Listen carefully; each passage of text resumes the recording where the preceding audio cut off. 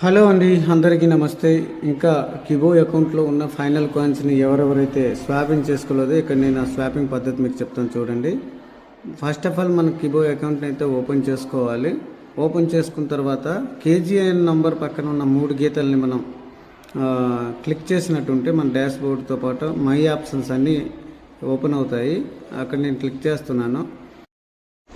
ఇక్కడ చూడండి, ఇక్కడ కూపన్స్, మై కూపన్స్ దగ్గరికి వెళ్ళి ఒక కూపన్ అయితే మెర్జ్ చేయడానికి వాడుకోవాలి.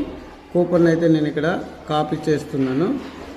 ఆ కూపన్ కాపీ చేసిన కూపన్ని తీసుకెళ్ళి మనకు ఎక్కడైతే కూపన్ అడుగుతుందో అక్కడ మనం పేస్ట్ చేయాలి.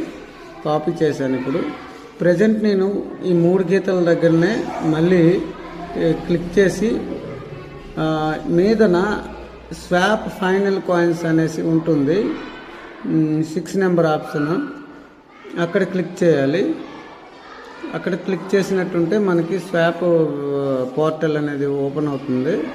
ఇలా ఓపెన్ అవుతుంది. ఇక్కడ నావన్నీ నేను స్వాప్ చేసుకున్నాను కాబట్టి ఇక్కడ నా 0 చూపిస్తుంది. ఇక్కడ మనం కాపీ చేసిన కూపన్ అడ్రస్ అనేది ఇక్కడ పేస్ట్ చేసుకోవాలి.